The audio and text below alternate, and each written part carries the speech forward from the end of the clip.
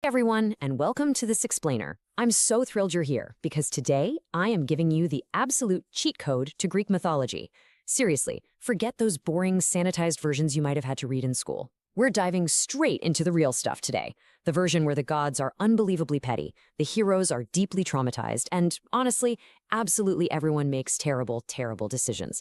It is endlessly fascinating, and by the end of this explainer, you're going to see exactly why these wild stories have survived for thousands of years. Okay, to get us started, I want you to just picture this scenario for a second. Imagine your dad literally eats you and your siblings just to keep his job, just swallows you whole. Or imagine your uncle lives in the ocean, and whenever he throws a temper tantrum, he causes massive earthquakes. Or how about this one? Your aunt turns you into a tree simply because she thought you were a little too pretty. Now, you might be thinking, that sounds like the pitch for some crazy new psychological horror movie, right? Well, nope. That is literally just a standard Tuesday in Greek mythology. The sheer scale of the drama and dysfunction is completely off the charts, so we're going to break down exactly how it all came to be.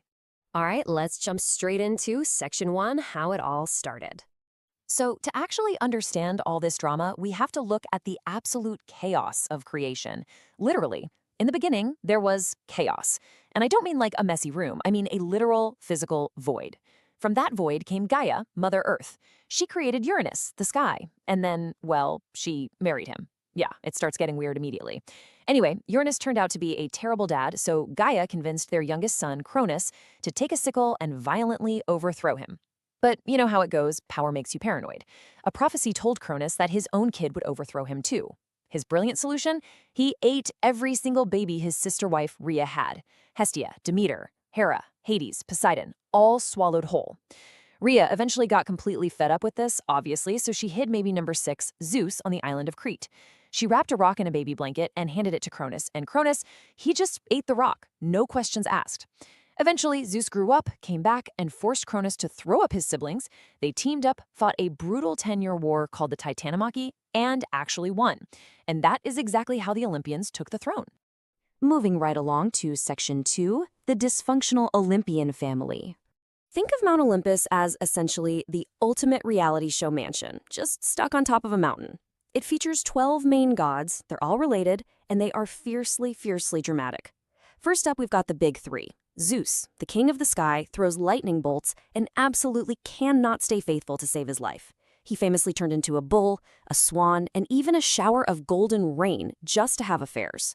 Then there's Hera, his wife, who is also his sister, by the way. She's the queen of marriage, but instead of getting mad at Zeus for constantly cheating, her biggest red flag is that she spends most of her time taking brutal revenge on his girlfriends. And rounding out this trio is Poseidon, the god of the sea. He carries a trident and is famous for holding literal, eternal grudges. Just ask Odysseus how holding a grudge against Poseidon works out for you. And the drama just keeps escalating from there, because their powers directly impact the mortal world. Take Demeter, for example. She controls the crops. When Hades kidnapped her daughter Persephone, Demeter's sheer grief caused all the plants on Earth to die. That is the actual, literal, mythological explanation for why we have winter. Then there's Athena, the goddess of wisdom and war strategy. She literally never loses a battle of wits, which kind of makes sense when you hear her origin story. She popped fully formed and fully armored right out of Zeus's head. And perfectly contrasting her strategic mind is Ares. He's the god of war, but we're talking strictly war for the sake of fighting and violence. His key trait? He is hated by absolutely everyone on Olympus. Like, even his own parents cannot stand him. Then we have the completely messy personal lives of the gods. Check out the twins.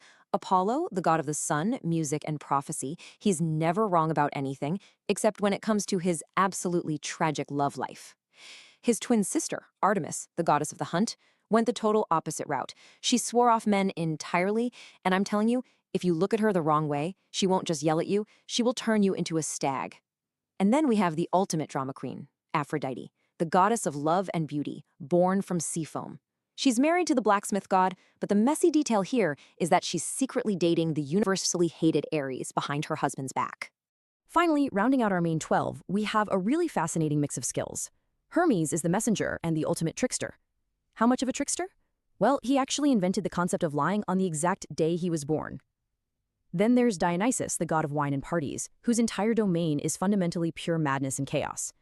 And we absolutely cannot forget Hephaestus, Aphrodite's husband. He's the blacksmith god. a disabled genius who sits in his forge and builds all the magical weapons for everyone else in the family. So, here's the absolute crucial takeaway. If you are looking to these 12 gods for moral guidance, you are looking in the completely wrong place. They are not perfect, all-knowing moral compasses. They are basically just powerful, jealous, incredibly petty humans who happen to have superpowers. And honestly, that's exactly why their stories stick with us so deeply. We recognize their flaws because there are flaws, just magnified by 1,000. Which leads us right into Section 3, Heroes, Monsters, and Survival. Look, if you were a normal human in these myths, you basically only had two options. You could suffer quietly, or you could do something stupidly brave and become a legend. Mortal humans are incredibly vulnerable, right? They have to rely entirely on their smarts, their nerve, and strategy. On the other side, you've got divine monsters. And these aren't just random wild animals out in the woods. They are wildly overpowered, totally unfair, and usually the direct result of some god's punishment. The core theme of these stories isn't simply monsters are bad. It's actually about how humans survive in a totally unfair world where the gods are constantly watching and interfering with everything. Let's look at some epic case studies.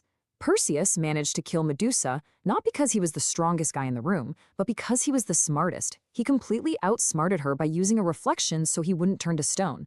Then you've got Theseus. He willingly went into a pitch-black labyrinth to face the Minotaur, a terrifying half-man, half-bull, and defeated it using nothing but a ball of string to find his way out and a whole lot of nerve. And of course, Heracles, or Hercules. He was forced to complete 12 literally impossible labors. He strangled the impenetrable Nemean lion and even held up the weight of the entire sky. Why? Because of an unfair punishment that Hera, Zeus's incredibly jealous wife, forced on him. But honestly, the ultimate example of mortal endurance has to be Odysseus. The guy just wanted to go home after fighting the Trojan War. But first, well, he blinded a one-eyed Cyclops who just so happened to be Poseidon's son. And remember how we said Poseidon holds eternal grudges? Yeah. That little incident led to surviving a witch who turned his entire crew into pigs, evading the deadly sirens whose songs literally lure sailors to their deaths, and finally spending 10 grueling years just trying to get back to his own front door. It is the absolute pinnacle of a mortal dealing with a divine grudge. And this perfectly shows why these monsters actually matter to us today. Think about it. The Hydra grows 2 heads for every one you cut off, like your problems.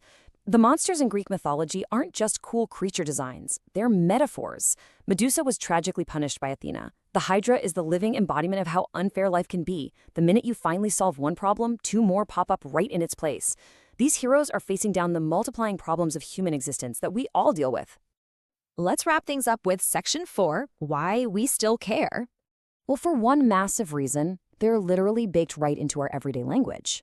When we talk about someone being completely full of themselves, we call it narcissism, derived directly from the myth of Narcissus, the boy who fell in love with his own reflection.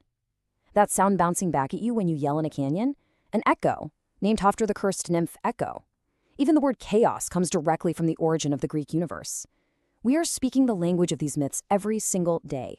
And beyond a vocabulary, modern pop culture is just endlessly strip mining these ancient ideas. Marvel comics and movies are constantly pulling from the Greek pantheon. Percy Jackson introduced a whole new generation to this Olympian reality show. And the massive video game franchise God of War is entirely built around the brutality and the drama of these exact gods. They aren't just dead stories from a textbook. They're the actual blueprints for our modern entertainment. Because at their core, Greek mythology survived for 3 millennia, not because it's about untouchable, perfect gods, but because it's about us. It's about fundamental human emotions: jealousy, pride, love, revenge, curiosity, and grief. They just dress those emotions up with lightning bolts and sea monsters. So the next time someone tries to tell you mythology is boring, remind them that a woman won a weaving contest against Athena, and out of sheer petty revenge, Athena turned her into a spider. Or remind them of the guy who thought he was clever enough to cheat death twice and is now forced to push a heavy rock up a hill forever, only to watch it roll back down every single time. Seriously, it is never boring. So that brings us to the end of our mythological cheat code for today.